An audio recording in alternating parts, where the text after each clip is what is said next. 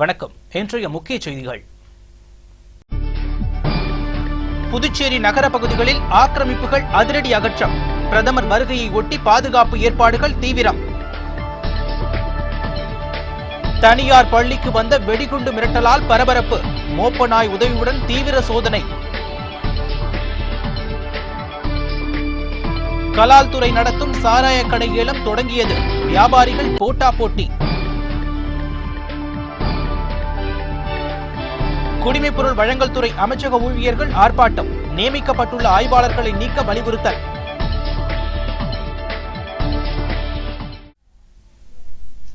வருவது விரிவான செய்திகள். வருகிற 30ஆம் தேதி பிரதமர் மன்மோகன் சிங் புதுச்சேரிக்கு வருவதையொட்டி பாதுகாப்பு காரணமாக கோரிமேடு பகுதியில் உள்ள ஆக்கிரமிப்புகள் அதிரடியாக அகற்றப்பட்டன. புதுச்சேரியில் ஜிப்மர் மருத்துவமனை மற்றும் மருத்துவக் கல்லூரியில் வருகிற 30ஆம் தேதி பட்டமளிப்பு விழா நடைபெற உள்ளது. இதில் பிரதமர் மன்மோகன் சிங் தலைமை விருந்தினராக கலந்து கொண்டு பட்டங்களை வழங்க உள்ளார்.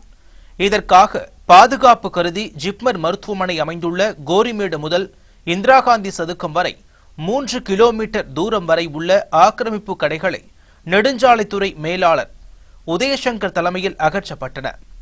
இதில் 50க்கும் மேற்பட்ட கடைகள் ஜேசிபி இயந்திரம் மூலம் அப்புறப்படுத்தப்பட்டது.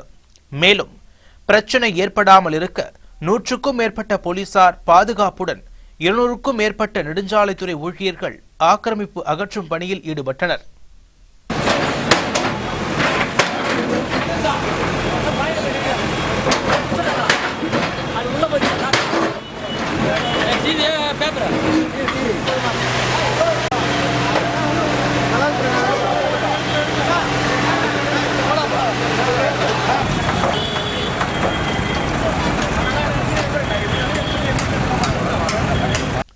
இந்த ஆக்கிரமிப்புகள் அகற்றும் பணிக்கு அப்பகுதியில் உள்ள வியாபாரிகள் கடும் எதிர்ப்பு தெரிவித்து அதிகாரிகளுடன் வாக்குவாதத்தில் ஈடுபட்டார்கள். கோரிமேடு மற்றும் தட்டாஞ்சாவடி பகுதியில் சுமார் 14 ஆண்டுகள் கடை வைத்து வியாபாரம் செய்து வருவதாகவும் முன் அறிவிப்பின்றி கடைகள் இடிக்கப்படுவதாகவும் குற்றம் சாட்டினார்கள்.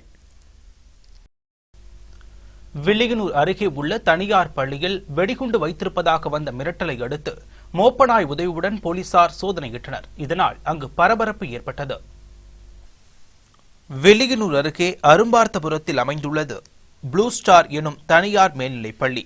இப்பள்ளியில் ப்ரீகேஜி முதல் 12ஆம் வகுப்பு வரை 1000க்கும் மேற்பட்ட மாணவ மாணவிகள் பயின்று வருகிறார்கள். இந்நிலையில் காலை 8:45 மணி அளவில் பள்ளிக்கு மர்ம தொலைபேசி அழைப்பு ஒன்று வந்தது. அதில் பேசிய மர்ம நபர் பள்ளியில் வெடிகுண்டு வைத்துள்ளதாகவும் சரியாக 11:30 மணிக்கு வெடிக்கும் என கூறி அழைப்பை துண்டித்ததாக கூறப்படுகிறது. இதனால் அதிர்ச்சி அடைந்த பள்ளி நிர்வாகிகள் மற்றும் ஆசிரியர்கள் மிரட்டல் குறித்து வில்லியனூர் காவல் நிலையத்திற்கு தகவல் கொடுத்ததை அடுத்து விரைந்து வந்த போலீசார் மற்றும் வெடிகுண்டு நிபுணர்கள் மோப்பநாய் உதவியுடன் பள்ளி முழுவதும் தீவிர சோதனை நடத்தினார்கள். இச்சோதனையில் வெடிகுண்டு ஏதும் சிக்கவில்லை.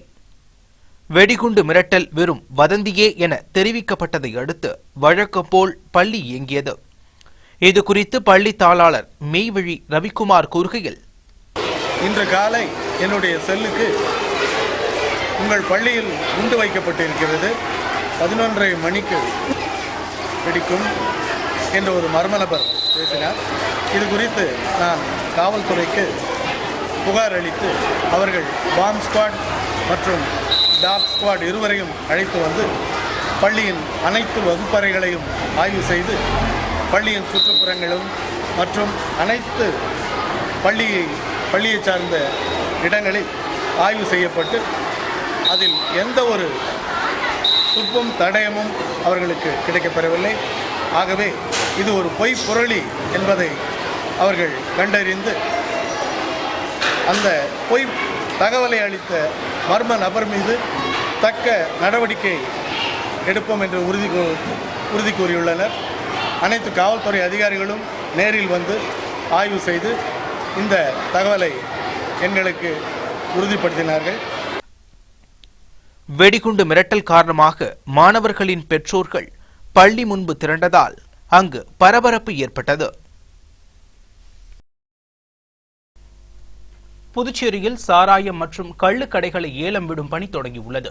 இணையதளம் மூலம் வியாபாரிகள் போட்டி போட்டுக் கொண்டு ஏலம் எடுத்து வருகிறார்கள். புதுச்சேரி கலால்துறை மூலம் கள் மற்றும் சாராய கடைகள் 3 ஆண்டுகளுக்கு ஒருமுறை ஏலம் விடப்படுகிறது. இதன்படி இவ்வாண்டிற்கான ஏலம் கடந்த 14ஆம் தேதி தொடங்கியது. அப்போது இணையதள கோளாறு ஏற்பட்டதை அடுத்து ஏலம் தள்ளி வைக்கப்பட்டது. இதனையடுத்து திங்கட்கிழமை துவங்கிய ஏலத்தில் 18 கடைகளுக்கு வியாபாரிகள் போட்டி போட்டுக் கொண்டு ஏலம் எடுத்தனர். முதல் நாளில் அரியாங்குப்பம் பகுதியில் உள்ள 9 கடைகளுக்கு ஏலம் நடத்தப்பெற்றது. செவ்வாயன்று நெட்டப்பாக்கத்தில் உள்ள 10 சாராய கடைகள், உழவர்கரை, வில்லியனூர் உட்பட 43 கடைகளுக்கு ஏலம் நடைபெற உள்ளது. புதன்கிழமை அன்று புதுச்சேரியில் உள்ள 89 கள்ளு கடைகளுக்கு ஏலம் நடத்தப்படுகிறது என்பது குறிப்பிடத்தக்கது. குடிமைப்பொருள் ஆய்வாளர்களை நீக்க வலியுறுத்தி அமைச்சக ஊழியர்கள் ஆர்ப்பாட்டத்தில் ஈடுபட்டனர். குடிமைப்பொருள் வழங்கல் துறை ஆய்வாளர்கள் மற்றும் அதிகாரிகளாக கடந்த 40 ஆண்டு காலமாக அமைச்சக பணியாளர்களே பணிபுரிந்து வருகிறார்கள். இந்நிலையில் கடந்த 1 மாதத்திற்கு முன்பு வருவாய்த்துறை மூலம் குடிமைப்பொருள் வழங்கல் துறையில் 4 வருவாய் ஆய்வாளர்கள் நியமிக்கப்பட்டனர். இந்நியமனம் செல்லாது என கணக்கு மற்றும் கருவூலத்துறை தெரிவித்துள்ளது. இந்நிலையில் சட்டத்திற்கு புறம்பாக நியமனம் செய்யப்பட்டுள்ள ஆய்வாளர்களை நீக்க கோரி குடிமைப்பொருள் வழங்கல் அலுவலக வாயிலில் அமைச்சக பணியாளர்கள் ஆர்ப்பாட்டத்தில் ஈடுபட்டனர். இந்த ஆர்ப்பாட்டத்திற்கு அமைச்சக ஊழியர்கள் சங்க தலைவர் சுந்தரி தலைமையில் வேலுசாமி, ராமகிருஷ்ணன், ஃபரூக், ராஜேந்திரன் உள்ளிட்ட 50க்கும் மேற்பட்டோர் கலந்து கொண்டு கண்டன கோஷங்களை எழுப்பினார்கள். சிவில் சர்வீஸ் ஆஃபீஸர் போட்டு இங்கே எங்கள் மினிஸ்ட்ரி கேடர் தான் எடுத்திருந்தாங்க. இப்போ சமீப காலமாக ரெவன்யூலேருந்து எடுத்து அவங்கள போஸ்ட் பண்ணியிருக்காங்க. இது 2வது. அடுத்து அவங்களுடைய சேலரி பில்லு வந்து டிஏட்லேருந்து ரிஜெக்ட் ஆகிடுது. அப்படி ஆகியும் சம்பளம் இல்லாமல் கூட இப்போ இங்கே வந்து சிவில் சப்ளைஸில் ரெவன்யூ ஸ்டாஃப்லேருந்து வந்தவங்க இதை நாங்கள் வன்மையாக கண்டிக்கிறோம். எங்கள் மினிஸ்ட்ரி ஸ்டாஃப் தான் இதில் வந்து 40 வருஷமாக அப்பாயின்மெண்ட் பண்ணிகிட்ருக்காங்க. அதை வந்து தார்மீக அடிப்படையில் நாங்கள் வந்து அப்ஜெக்ஷன் பண்ணுறோம். அதை கண்டித்து நாங்கள் ஆர்ப்பாட்டம். தூய இருதய ஆண்டவர் பசலிக்கா ஆண்டு பெருவிழாவின் நிறைவு நாளன்று ஆடம்பர தேர்பவனி வெகு சிறப்பாக நடைபெற்றது. புதுவை ரயில் நிலையம் எதிரே அமைந்துள்ளது தூய இருதய ஆண்டவர் பசலிக்கா பேராலயம். இவ் ஆலயத்தின் ஆண்டு திருவிழா கடந்த 8ஆம் தேதி கொடியேற்றத்துடன் துவங்கியது. இவ் ஆண்டு விழாவின் முக்கிய நிகழ்வான நகவ நாட்கள் நிறைவை முன்னிட்டு ஆடம்பர தேர்பவனி வெகு விமர்சையாக நடைபெற்றது. மரிய ஜோசப் தலைமையில் நடந்த திருப்பலியை தொடர்ந்து ஆடம்பர தேர்பவனி நகரின் முக்கிய வீதிகள் வழியாக வலம் வந்தது. முடிவில் நற்கருணை ஆசீர் வழங்கப்பட்டது. இவ்விழாவிற்கான ஏற்பாடுகளை துணை பங்கு தந்தை குழந்தைராஜ், உதவியாளர் சார்லஸ் கோலன், பங்கு பேரவை துணைத் தலைவர் வின்சென்ட் ராயர், செயலர் நாதன், கிலோன் உள்ளிட்டோர் செய்திருந்தார்கள். இத்தேர்பவனியில் ஏராளமான கிறிஸ்துவர்கள் கலந்து கொண்டு வழிபாடு நடத்தினர்.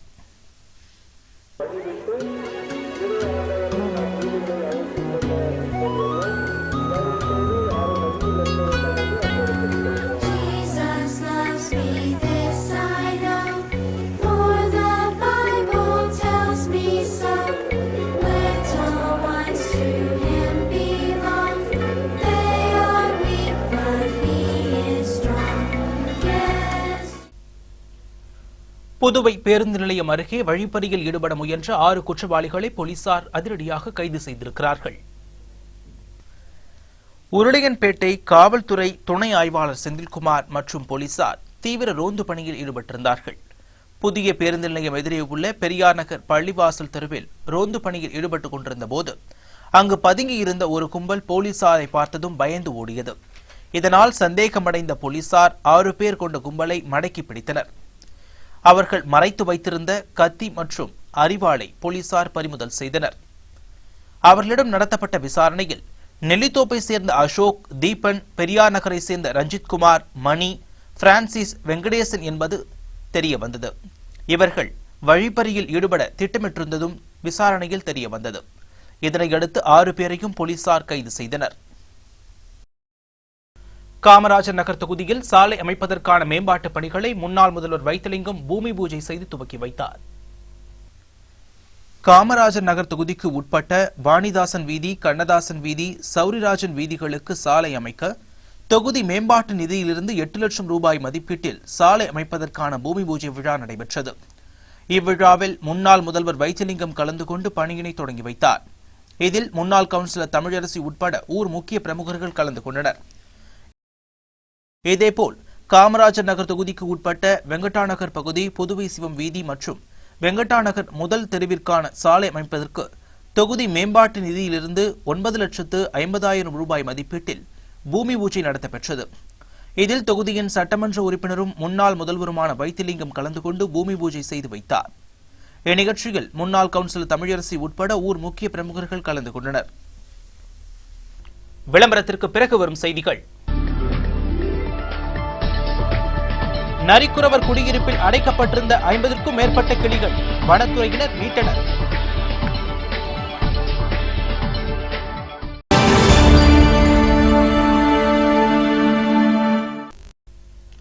செய்திகள் தொடர்கின்றன. கூடப்பாக்கம் நரிக்குறவர் குடியிருப்பில் சோதனையிட்ட வனத்துறையினர் அங்கு அடைத்து வைக்கப்பட்டிருந்த 50க்கும் மேற்பட்ட கிளிகளை மீட்டுள்ளார்கள். புதுச்சேரியில் பறவைகள் வேட்டையாடுபவர்களை வனத்துறை அதிகாரி சிவக்குமார் தலைமையிலான துறையினர் கடந்த 10 நாட்களாக கோம்பிங் ஆபரேஷன் முறையில் தீவிர நடவடிக்கை எடுத்து பிடித்து வருகிறார்கள். அதன்படி கூடப்பாக்கம் நரிக்குறவர் காலனிக்கு பின்புறம் உள்ள ஒரு வீட்டு தோட்டத்தில் வனத்துறையினர் ஞாயிற்றுக்கிழமை அதிரடி சோதனை நடத்தினார்கள். அப்போது கூண்டுகளில் கிளி குஞ்சுகள் அடைக்கப்பட்டிருந்தது கண்டுபிடிக்கப்பட்டது. 50க்கும் மேற்பட்ட குஞ்சுகள் இருந்தன. அவற்றை வனத்துறையினர் மீட்டனர். கிளி குஞ்சுகளை யார் அங்கு வைத்தார்கள் என்பது குறித்து விசாரணை நடத்தப்பட்டு வருகிறது. திருவள்ளுவருக்கு பின் அரசியல் அறம் எனும் நூல் வெளியீட்டு விழாவில் சட்டப்பேரவைத் தலைவர் சபாபதி கலந்து கொண்டு சிறப்பித்தார். பைந்தமிழ் பாவலர் ராமலிங்கம் இயற்றிய திருவள்ளுவருக்கு பின் அரசியல் அறம் எனும் நூல் வெளியீட்டு விழா தவளக்குப்பம் பத்மாவதி மகாலில் நடைபெற்றது. இவ்விழாவிற்கு இளங்கீரன் வரவேற்புரையாற்றிட இளங்கோ இளைஞர் நற்பணி மன்ற சிறப்பு தலைவர் புலவர் நாகலிங்கம் தலைமை உரையாற்றினார். இதில் மணவெளி சட்டமன்ற உறுப்பினர் புருஷோத்தமன், அகில இந்திய தொழிற்சங்க மாநில செயலாளர் அபிஷேகம், காங்கிரஸ் கட்சியின் மாநில செயலாளர் திருமுருகன் ஆகியோர் முன்னிலை வகித்தனர். சிறப்பு விருந்தினராக சட்டப்பேரவை அவைத் தலைவர் சபாபதி கலந்து கொண்டு நூலை வெளியிட சட்டமன்ற உறுப்பினர் லட்சுமி நாராயணன் முதல் நூலை பெற்றுக் கொண்டார். இவ்விழாவில் பேராசிரியர் குழந்தை வேலனார், விரிவுரையாளர் கபாலி ராஜகோபாலன், கலைமாமணி பூங்குடி பராங்குசம், கலைமாமணி அரங்க நடராசன், முனைவர் முருகையன் உட்பட ஏராளமான தமிழறிஞர்கள் கலந்து கொண்டார்கள். புதுவை மாநில சலவை தொழிலாளர்கள் சங்க பெயர் பலகையை சட்டமன்ற உறுப்பினர் பாஸ்கர் திறந்து வைத்தார். முதலியார்பேட்டையில் உள்ள புதுவை மாநில சலவை தொழிலாளர் சங்கத்தின் 19ஆம் ஆண்டு துவக்க விழா பேரவை கூட்டம் குப்புசாமி தலைமையில் நடைபெற்றது. துணைத் தலைவர் சரவணன் முன்னிலையில் நடந்த இக்கூட்டத்தில் எம்ஜிஆர் இளைஞரணி செயலாளரும் தொகுதியின் சட்டமன்ற உறுப்பினருமான பாஸ்கர் கலந்து கொண்டு திறந்து வைத்தார். இக்கூட்டத்தில் முதலியார்பேட்டை அனைத்து சலவை தொழிலாளர்கள் மற்றும் மகளிர் திரளாக பங்கேற்றனர். பன்னிரு திருமுறை மன்றத்தின் ஆண்டு விழா வெங்கடா நகர் செந்தில் மகாலில் நடைபெற்றது. இவ்வாண்டு விழாவில் தமிழ்ச்சங்க தலைவர் முத்து முன்னிலை வகிக்க மன்ற தலைவர் நாராயணசாமி வரவேற்புரை வழங்கினார். முன்னாள் முதல்வர் ராமச்சந்திரன், கம்பன் கழக தலைவர் கோவிந்தசாமி, சங்க துணைத் தலைவர் சரோஜா பாபு, கோபுடோ கிருஷ்ணமூர்த்தி உள்ளிட்டோர் வாழ்த்தி பேசினார்கள். இதில் சிறப்பு அழைப்பாளராக கல்வித்துறை அமைச்சர் தியாகராஜன் கலந்து கொண்டு 12ஆம் வகுப்பு மற்றும் 10ஆம் வகுப்பு பொதுத் தேர்வுகளில் அதிக மதிப்பெண் பெற்ற மாணவ மாணவிகளுக்கு பரிசுகள் வழங்கி பாராட்டினார். விழாவின் போது ராஜா சாஸ்திரிக்கு வடமொழி சைவச் செம்மல் விருதும், தாமோதரனுக்கு பல்துறை இலக்கிய தேனி விருதும் வழங்கப்பட்டது.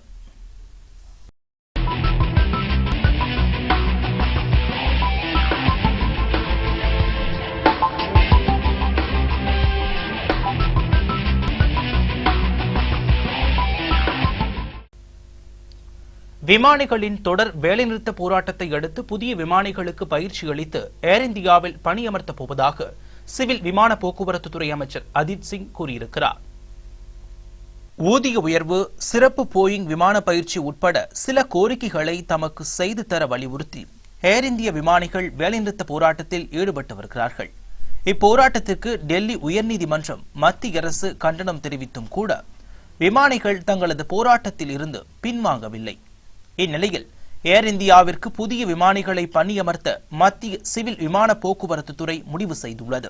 அதன்படி புதிய விமானிகளுக்கு பயிற்சி அளித்து அவர்கள் விரைவில் பணியமர்த்தப்படுவார்கள் என்று சிவில் விமான போக்குவரத்து துறை அமைச்சர் அஜித் சிங் கூறியிருக்கிறார்.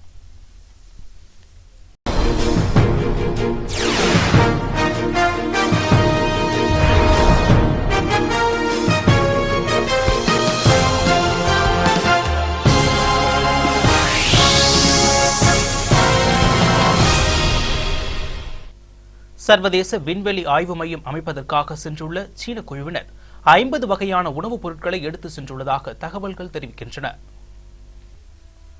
சீன அரசு ஷென்ஷோ 9 என்ற விண்கலம் மூலம் லியூ யாங் என்ற பெண் உட்பட 3 வீரர்களை விண்வெளிக்கு அனுப்பியுள்ளது. இவர்கள் விண்வெளியில் சர்வதேச ஆய்வு மையம் அமைக்கும் பணிகளில் ஈடுபட்டு வருகிறார்கள். இதற்காக விண்வெளியில் 13 நாட்கள் தங்கி பணிகளை மேற்கொள்கின்றனர். இந்நிலையில் விண்வெளியில் வீரர்கள் சாப்பிடுவதற்கு வசதியாக 50 வகையான உணவுப் பொருட்களை எடுத்து சென்றுள்ளார்கள். அவர்களில் லியூ யங் என்ற பெண் குறைந்த வகையான கொழுப்பு சத்துக்கள் கொண்ட சைவ உணவு வகைகளை எடுத்து சென்றுள்ளார். இவை தவிர உணவிற்கு பிறகு சாப்பிடும் தின்பண்டங்கள், பழ வகைகள், சாக்லேட்டுகளையும் கொண்டு சென்றுள்ளார். இந்த தகவலை சீன விண்வெளித்துறையின் டைரக்டர் ஜெனரல் சென் ஷங்குவாங் தெரிவித்திருக்கிறார்.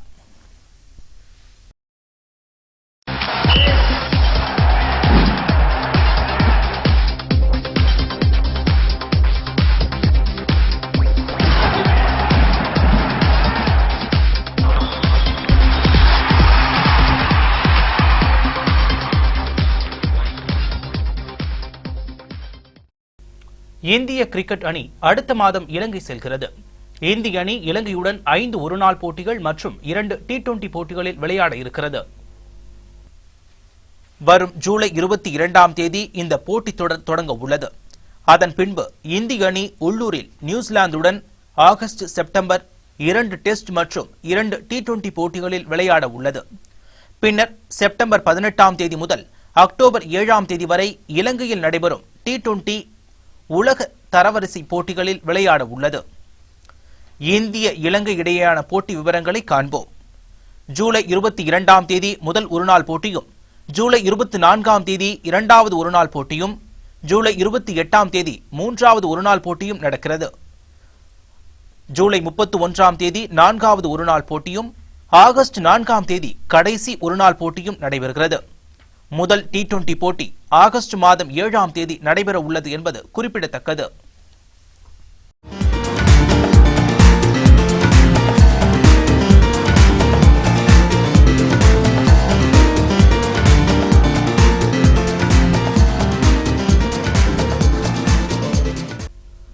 ஒரு குழந்தைக்கு தாயானதில் பேரின்பம் அடைந்துள்ளேன். அதனால் நடிப்பை பற்றி இப்போதைக்கு யோசிக்கவில்லை என்று நடிகை ஐஸ்வர்யா ராய் கூறியிருக்கிறார். முன்னாள் உலக அழகியும் பாலிவுட்டின் முன்னணி நடிகையுமான ஐஸ்வர்யா ராய்க்கும் பாலிவுட் நடிகர் அபிஷேக் பச்சனுக்கும் கடந்த 2007ஆம் ஆண்டு திருமணம் நடந்தது. திருமணத்திற்கு பிறகும் தொடர்ந்து நடித்து வந்த ஐஸ்வர்யா ராய்க்கு கடந்த நவம்பர் மாதம் அழகான பெண் குழந்தை பிறந்தது. குழந்தைக்கு ஆராத்யா என்று பெயர் வைத்துள்ளார்கள். குழந்தை பிறப்பிற்கு பின்னர் நடிக்காமல் இருந்து வரும் ஐஸ்வர்யா சமீபத்தில் கேன்ஸ் திரைப்பட விழாவில் பங்கேற்றார். இந்நிலையில் ஐஸ்வர்யா தன்னுடைய கணவர் மற்றும் குழந்தையோடு லண்டன் சென்றுள்ளார். அங்கு இந்திய வம்சாவளியை சேர்ந்த இங்கிலாந்து MP அளித்த விருந்தில் பங்கேற்றார். பின்னர் அவர் அளித்த பேட்டியில், நான் ஒரு குழந்தைக்கு தாயாகி உள்ளதை எண்ணும் போது பேரின்பம் அடைகிறேன் என்றும், சினிமாவில் மீண்டும் நடிப்பது குறித்து இன்னும் முடிவும் எடுக்கவில்லை, சொல்ல போனால் அதை பற்றியே யோசிக்கவில்லை என கூறினார். அப்படியே மீண்டும் நடிக்க வந்தாலும் எப்படிப்பட்ட கதாபாத்திரத்தில் நடிப்பது குறித்து இப்போது ஏதும் சொல்ல முடியாது என்றும் கூறியிருக்கிறார் ஐஸ்வர்யா. மேலும், என்னுடைய வாழ்க்கையிலேயே அபிஷேக்கை மணந்த தினம்தான் சிறப்பான நாள் என்றும் பெருமிதமாக கூறியிருக்கிறார்.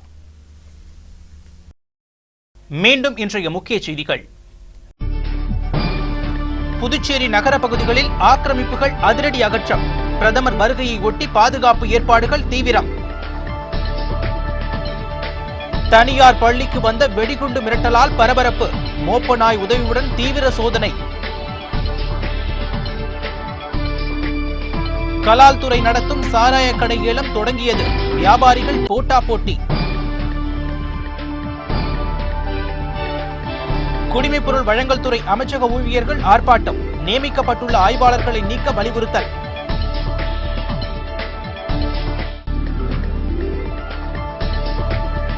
நரிக்குறவர் குடியிருப்பில் அடைக்கப்பட்டிருந்த 50க்கும் மேற்பட்ட கிளிகள் வனத்துறையினர் மீட்டனர். இத்துடன் இன்றைய செய்தி தொகுப்பு நிறைவு பெறுகின்றன. உங்கள் எஸ் மீடியா செய்திகளை எஸ் மீடியா நியூஸ் புதுச்சேரி என யூடியூபில் டைப் செய்து காணலாம். வணக்கம்.